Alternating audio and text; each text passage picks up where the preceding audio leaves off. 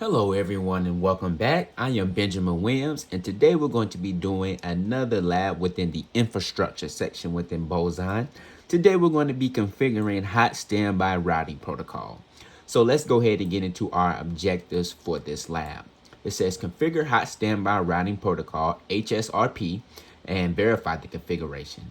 Hot Standby Routing Protocol, HSRP, is a network protocol that can be used to ensure the immediate and transparent recovery of traffic clients from first hop failures and network edge devices by providing network redundancy for IP networks. So here is our lab topology that we have. It says the topology diagram below represents the net map in the simulator. For this lab, your network design includes 4 switches. So we have A switch 1, A switch 2, D switch 1, and D switch 2. It says the switches are connected to one another by Ethernet links, as we can see in the topology. It says A switch 1 and A switch 2 are access layer switches, which we can see right here. And D switch 1 and D switch 2 are distribution layer switches. We see those two right there. It says 2 workstations named Client 1 and Client 2 are connected to the access layer switches on the fast Ethernet port of 03 on the A switches, okay? So we know that since we're going to be configuring hot standby routing protocol, that will be the job of the distribution layer switches.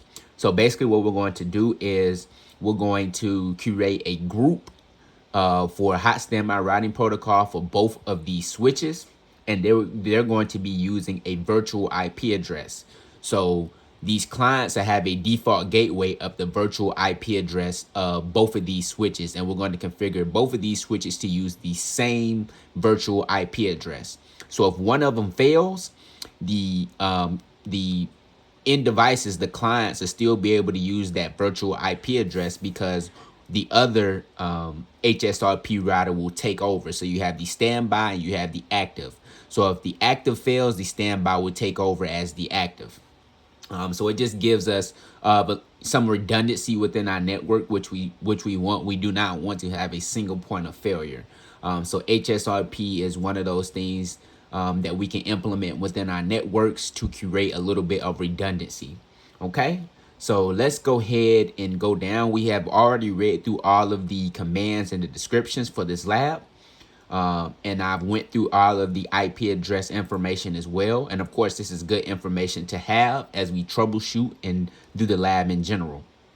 Okay, so and one last thing, like I said, the default gateway, I believe I mentioned this, but the default gateway for both of these PCs would be that virtual IP address. Okay, so let's go ahead and get into our lab task. We're going to be doing our configuration down here at the bottom as we usually do.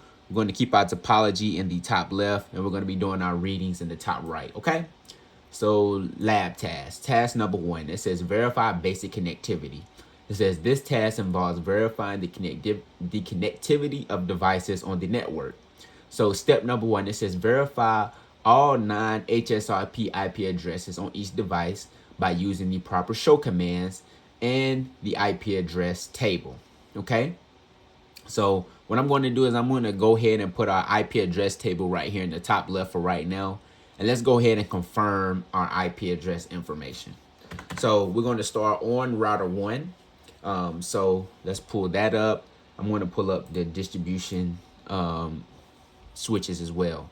So we're going to start on router 1. So let's do an enable to go into to go into privilege exec mode, configure terminal for global configuration mode.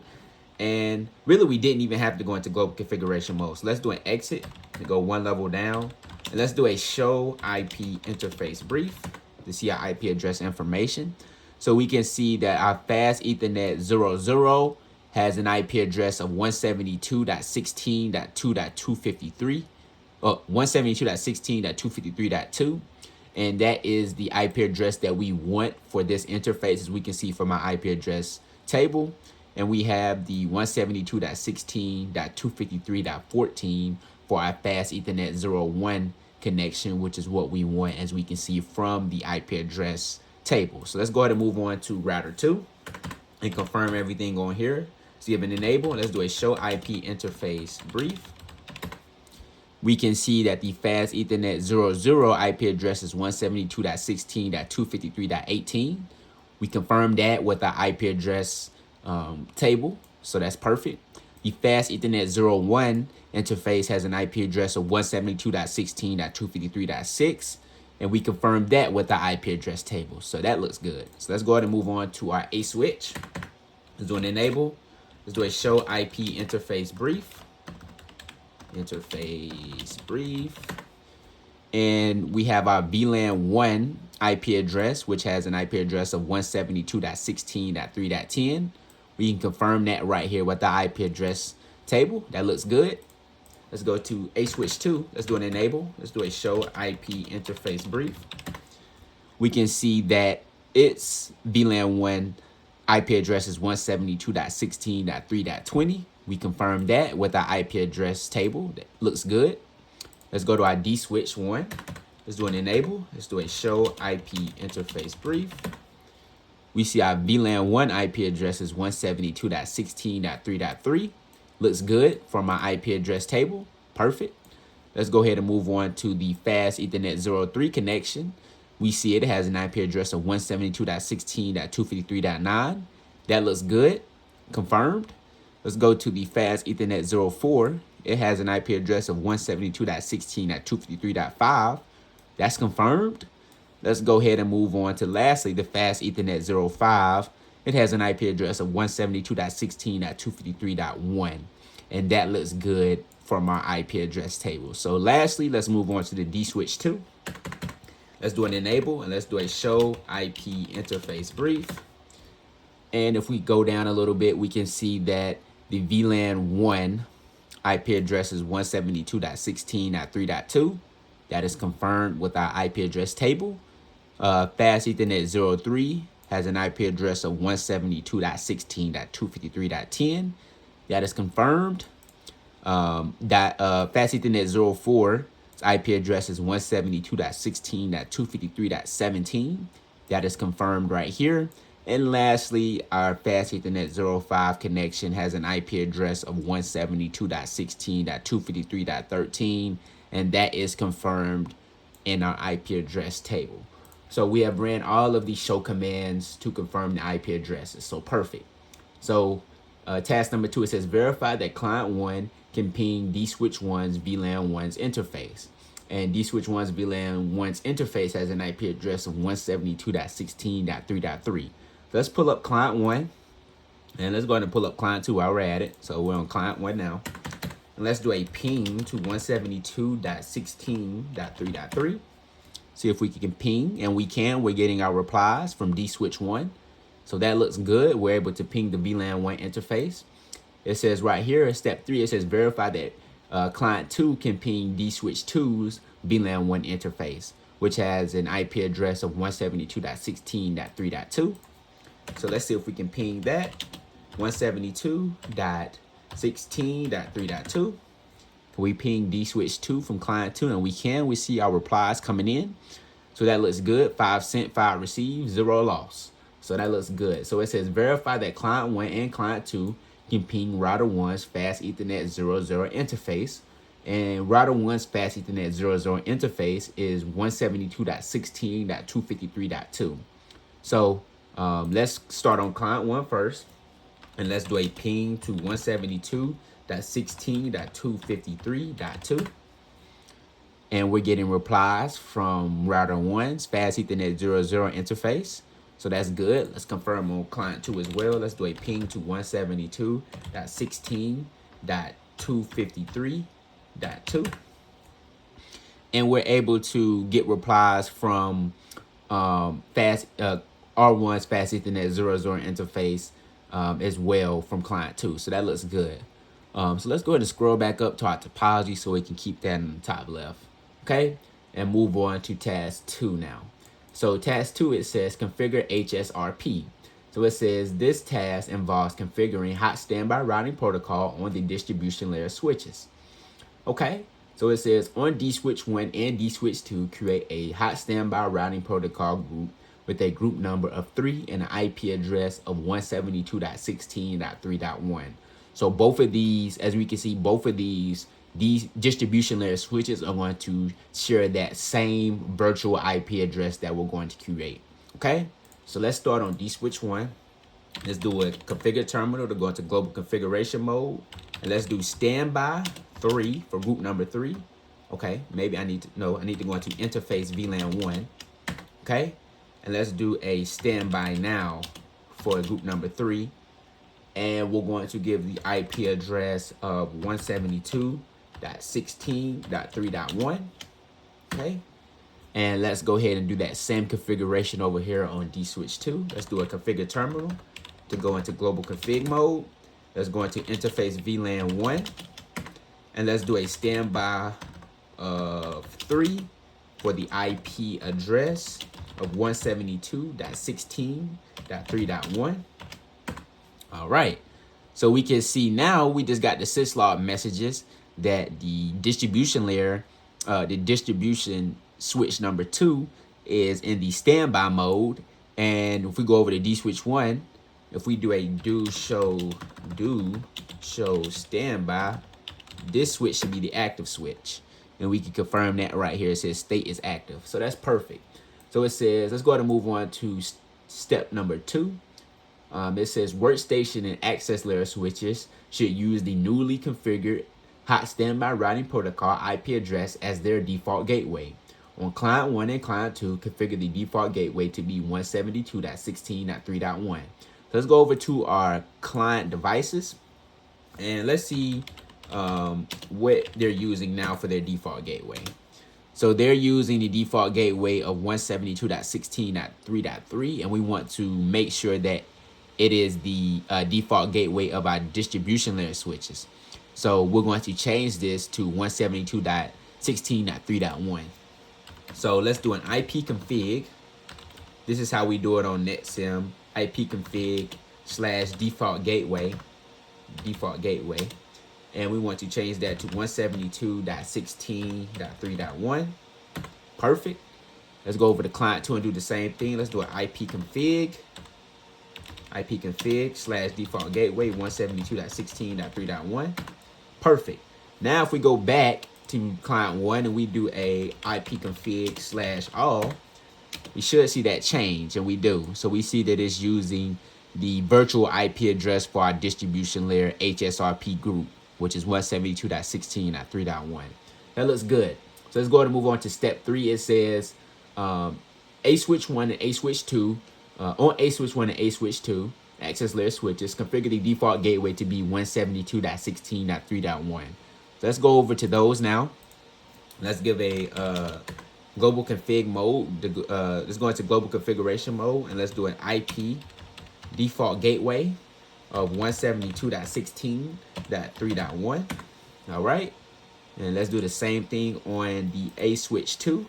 Let's do configure terminal, IP default gateway, 172.16.3.1. All right.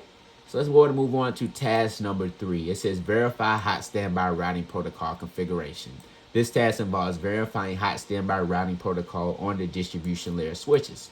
So it says on dswitch 1 and dswitch 2, display the hot standby routing protocol configuration. You would use this output for the next 3 questions. So we already have that up on dswitch 1. So let's do the same thing over here for dswitch 2. Let's do a do show standby. All right. So it says what device is the active router for hot standby routing protocol group 3? How did you determine this? We can tell right here that dswitch 1 is our active switch for our group, and we can confirm that because it says that the state is active on dswitch 1 in the output. And if we go over to dswitch 2, we can see that the state is standby over here. Okay. So it says which device has the higher priority for VLAN 1? Well, we can look at the priority right here. Both of the priorities are the default, which is 100. So this is the dswitch 2's priority, and dswitch 1's priority is also 100. So they're sharing the same priority. All right. So question number 4, it says, why are both HSRP groups on separate devices assigned the same IP address? And that is because we want to have redundancy. So if one of these distribution layer switches fails, the other one will take over as the active because they're using that same virtual IP address. Okay. So let's go ahead and move on to question 5. It says Is a group number required in order for HSRP to be configured? No, a group number is not required. If you omit the group number, it will automatically use the default group number of 0. Now that is different from when we use RP or virtual router redundancy protocol. A group number is required for that protocol right there. Okay, so a group number is not required for HSRP. Let's confirm that. Yeah, it says a group number is not required in order for HSRP to be configured. Okay, so it says, what is the default HSRP group number? It should be 0. Let's confirm that. If no group number is specified, the default HSRP group number is 0. Yes. Okay. It says verify that client 1 can still ping router 1's fast Ethernet 00 interface, which has an IP address of 172.16.253.2. Let's go over to client 1. Let's hit it up, again, up. And let's try to ping router 1. And we're still able to ping router 1. As we can see, we're getting our replies. 5 sent, 5 received. So that looks good.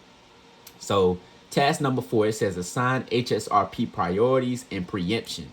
It says this task involves configuring dswitch 2 to be the active HSRP router. Okay. So we know dswitch 2 right now is the backup. So it says, how can we guarantee that a specific switch becomes the active router in an HSRP group? Well, we can do that by configuring a priority that's higher than the default, and then we would go ahead and do preemption as well. So we have to configure a higher priority than the default, and then enable preemption as well. So it says, what is the default priority for an HSRP group? And we confirmed that earlier. The default priority is 100. We can see that from our output right here. We didn't do any configuration to the priority, and we see that the default right here in the output, it says is 100. Okay, so it says assign HSRP group 3 on dswitch 1 a priority of 90. Okay, so let's go ahead and go over the dswitch 1. We're already here. Let's do a standby 3, and let's do a priority of 90. Okay, and it says, what should you do to guarantee that dswitch 2 remains the active router in the hot standby routing protocol group? Well, we should make sure that it has a higher priority than the default, and then also enable preemption. All right, so it says assign HSRP group 3 on dswitch 2 to have a priority of 120. So let's go to dswitch 2. Let's do a standby 3 and a priority of 120. All right. So it says verify that the HSRP group priorities are configured correctly. All right. So let's do that. Let's do a do show standby, and let's do a do show standby stand. If I can type standby. There we go. And we can see that on dswitch 1, our priority is configured to be 90, and on dswitch 2, we configured our priority to be 120. All right. So the next question is asking, has dswitch 2 became the active router for hot standby routing protocol group 3? If not, why? Well, it hasn't became the active router because we have not enabled preemption. As we know, with hot standby routing protocol, preemption is disabled by default. So we will have to enable it to be able to preempt the active router right now, which is dswitch 1. Okay, so it says enable preemption on hot standby routing protocol group 3 for dswitch 1 and dswitch 2. So let's go ahead and do that now. Let's do a standby 3 preempt. And as we can see, as soon as we put that in, dswitch 2 went on ahead and preempted dswitch 1 because it has a higher priority. Okay, so let's do the same thing over here for dswitch 1. Let's do a standby 3 preempt. And as we can see from our syslog message, that dswitch 1 has taken the standby mode now for the hot standby routing protocol group because it has a lower priority than that of dswitch 2. So it says verify the HSRP configuration has dswitch2 became the active router for HSRP group 3. And we just confirmed that with the syslog messages, but let's just pull up the output. Let's do a do show standby. Do show standby. And we can see that dswitch2 now is the active router. Let's go over to dswitch1. Let's do a do show standby. And we can see that dswitch1 is now the standby router. So that looks good. So it says verify that connectivity still exists on client 1 and client 2 by issuing a ping from each workstation to router 1's fast Ethernet 00 interface, which has an IP address of 172.16.253.2. So let's go to client 1. Let's do that same ping to router 1's fast Ethernet 00 interface, and we can see that we got all successful pings. Let's do the same thing on client 2. All right. And from client 2, we're still able to ping router 1's fast Ethernet 00 interfaces. 5 sent, 5 received. So this looks to be the end of this lab. Let's go ahead and hit grade, and hopefully we did everything correctly. And we did for this lab. So thank you guys for watching this one, and I'll see you in the next one.